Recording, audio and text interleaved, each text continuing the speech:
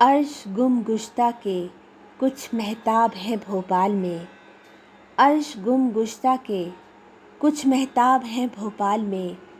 खंदाए गुल के अभी आदाब हैं भोपाल में।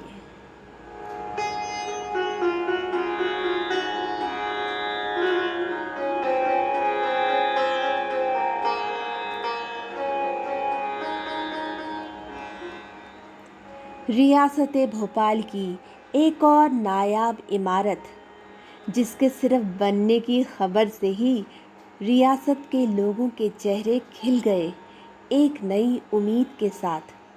एक ऐसी इमारत जिसके वजह से न सिर्फ लोगों को रोज़गार मिला बल्कि इकोनॉमी में भी इजाफा हुआ।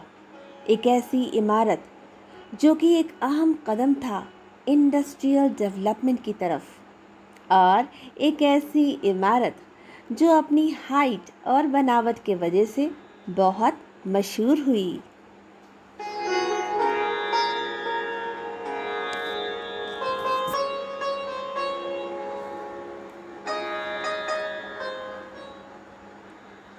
(1892) में बनी ये इमारत थी रियासत भोपाल का पुतली घर।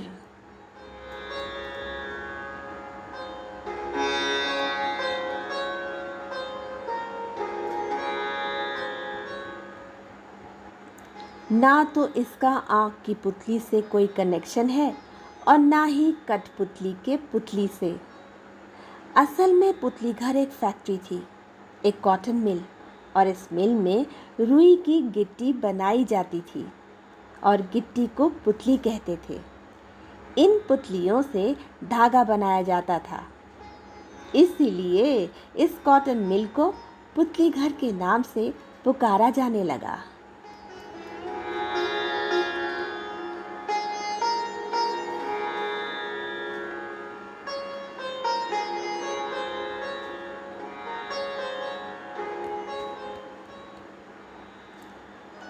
पुतली घर भोपाल रियासत की तीसरी नवाब शाहजहां बेगम का इंडस्ट्रियल डेवलपमेंट की तरफ एक इम्पॉर्टेंट कदम था। उनसे पहले उनकी अम्मी नवाब सिकंदर जहां बेगम और नानी कुत्सिया बेगम के वक्त में इंडस्ट्री या फैक्ट्री नहीं थी।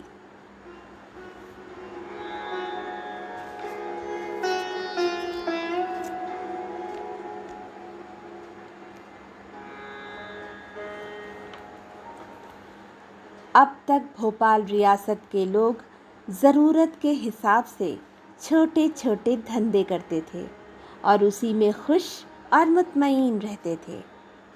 गरीब या ज़रूरतमंद या तो ज़मींदारों के यहाँ काम करते थे या जागीरदारों के यहाँ।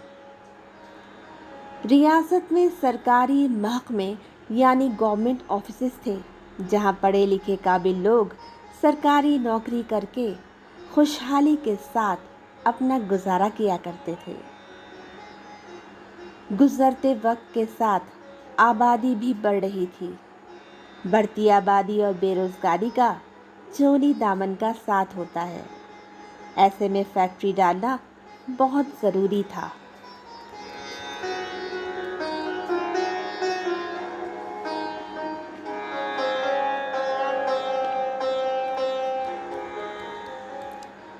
भोपाल के लोग बहुत खुश हुए जब उन्हें मालूम हुआ कि एक फैक्ट्री डलने वाली है। ख़ास तौर पर वो लोग जिनके पास काम नहीं था, अब इंतज़ार कर रहे थे कि कब पुतली घर बने और शुरू हो और कब वो काम पर लगे। पुतली घर बनने के वक्त लोगों को काम मिला और बनने के बाद नौकरी।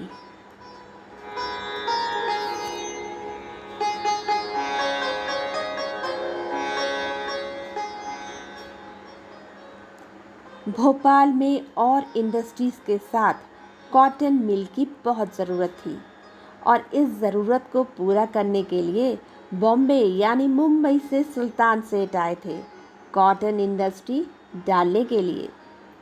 सुल्तान सेठ बॉम्बे के बहुत बड़े इंडस्ट्रियलिस्ट थे। उनके लिए मिल, चिमनी, स्टीम पावर नई बात नहीं थी। मुंबई में उस वक्त 70 से ज़्यादा कॉटन मिल बन चुके थे। सबसे पहला कॉटन मिल 1854 में बना था, बॉम्बे स्पिनिंग मिल के नाम से। सभी मिल स्टीम पावर से चलती थी। पुतली घर भी इन मिल्स की तरह स्टीम की ताकत से चलती थी।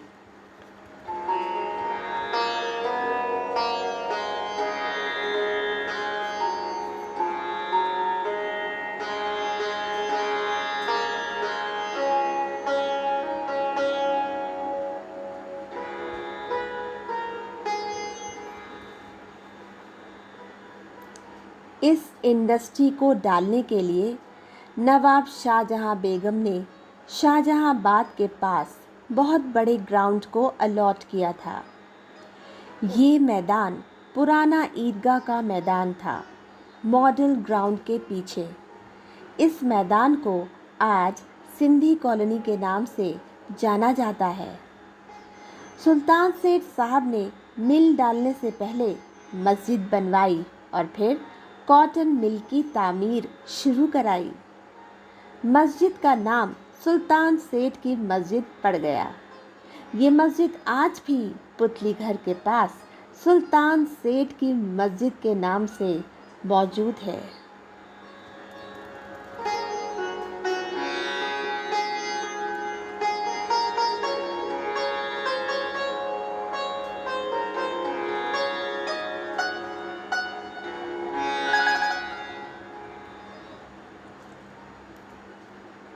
पुतली घर में करीब 200 लोगों को रोजगार मिल गया।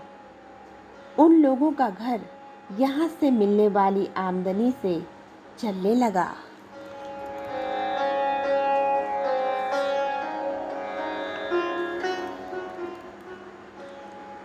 भोपाल और भोपाल के आसपास कई गांव थे जहां कॉटन प्रोडक्शन होता था।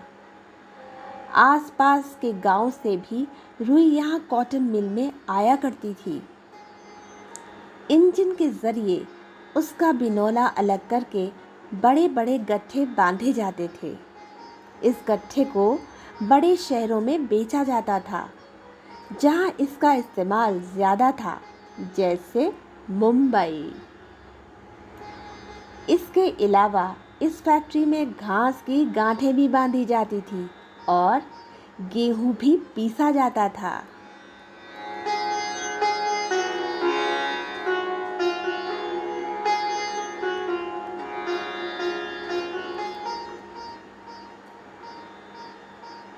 कॉटन मिल और उसकी चिमनी में दिसंबर से मई तक बहुत ज़्यादा काम रहता था। बाकी महीनों में भी काम रहता था, लेकिन इतना नहीं। इसकी दगादग की आवाज़ दूर दूर तक जाती थी, शोर की तरह नहीं, खुशी की लहर की तरह।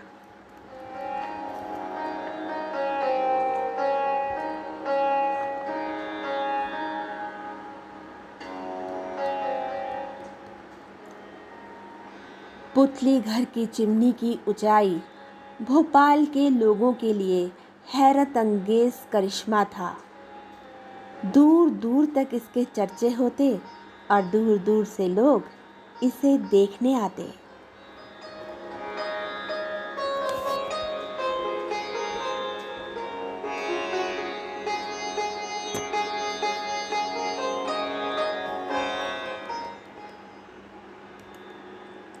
दो लाख से बनी ये आसमान छूती इमारत में 40 हॉर्स पावर का इंजन लगा था। इस इंजन को 5,000 रुपये में ख़रीद कर लगाया गया था। इस इंजन को चलाना हर किसी के बस की बात नहीं थी, इसलिए एक्सपीरियंस्ड मज़दूर रखे गए थे।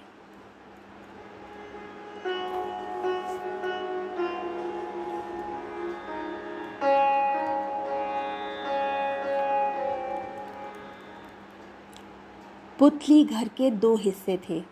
एक हिस्सा उसकी फैक्ट्री थी जिसमें स्पिनिंग का काम होता था, और दूसरा हिस्सा उसकी चिमनी, जो अपने में एक मिसाल थी, अपनी बनावट और हाइट दोनों के लिए।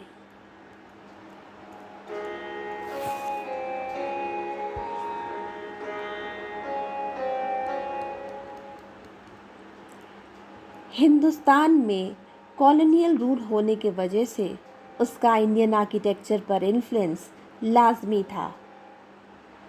पुतली घर की चिमनी यूरोपियन स्टाइल में बनी थी। 185 फीट ऊंची थी ये चिमनी। इसकी हाइट के वजह से पूरा शहर उसे देख सकता था। इतनी ऊंची चिमनी की सेफ्टी के लिए इसकी ऊपरी तरफ लगा था लाइटनिंग कंडक्टर।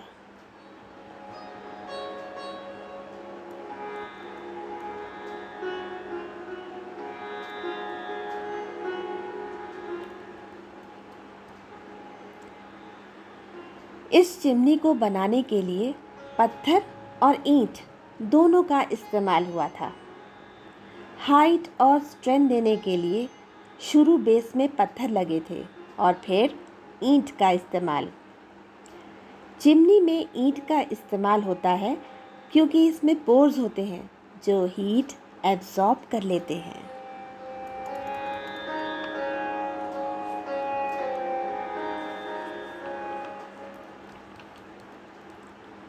इस चिमनी में एक ख़ास किस्म की ईंट का इस्तेमाल हुआ था जो मुग़ल आर्किटेक्चर में कई जगह इस्तेमाल हुआ। लखौरी ईंट। इस ईंट की खासियत थी कि ये चपटी होती थी और बर्न्ड क्ले से बनाई जाती थी। लाल रंग की ये ईंट खुले भट्टे में बनती थी। एक साथ लाखों ब्रिक्स इस्तेमाल होते थे, इसीलिए तो ये लखौरी ब्रिक्स कहलाते थे। इसकी स्लिम साइज के वजह से गोलाई देने में आसानी होती थी। इसीलिए भोपाल में जामा मस्जिद और मोती मस्जिद के मीनार में इस्तेमाल हुए थे ये लखौरी ब्रिक्स, और इन्हीं ईंटों से चिमनी की तामीर हुई।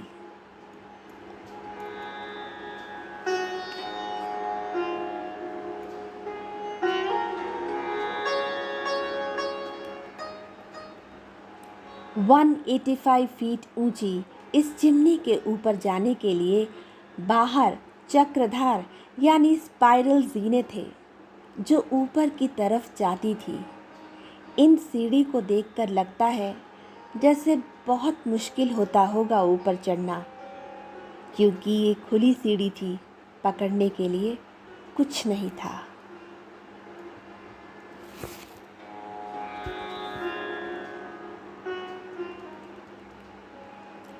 पुतली घर की फैक्ट्री 2 लेवल पर थी, ग्राउंड लेवल और अपर लेवल। दोनों ही लेवल्स पर ज़ोर शोर से कॉटन का काम हुआ करता था।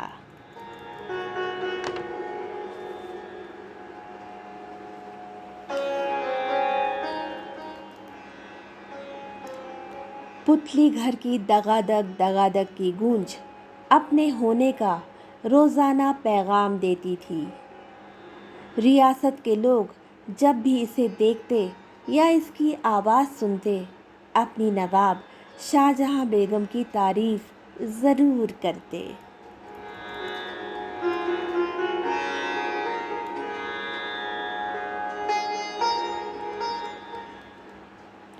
कहते हैं कि नवाब शाहजहां बेगम जब बीमार हो गई थीं तो यही आवाज़ उनके लिए शोर बन गई और वो सुकून से सो नहीं पाती थी।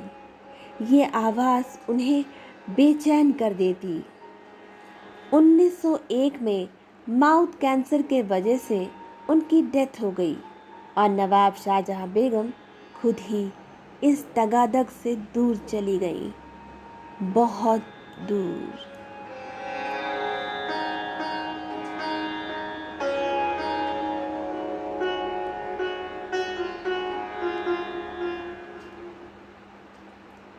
पुतली घर की दगादग की गूंज कई सालों तक रियासत के लोगों की रोजी रोटी का जरिया रही। वक्त के साथ ये गूंज भी धीरे धीरे खामोश हो गई।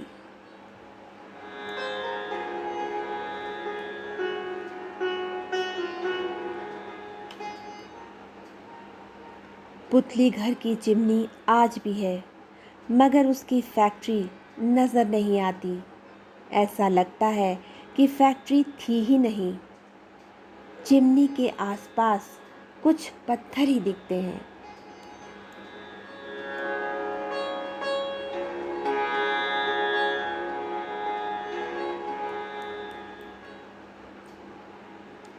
कल तक जिस पुतली घर के आसपास रुई का ढेर हुआ करता था, आज कचरे का ढेर है।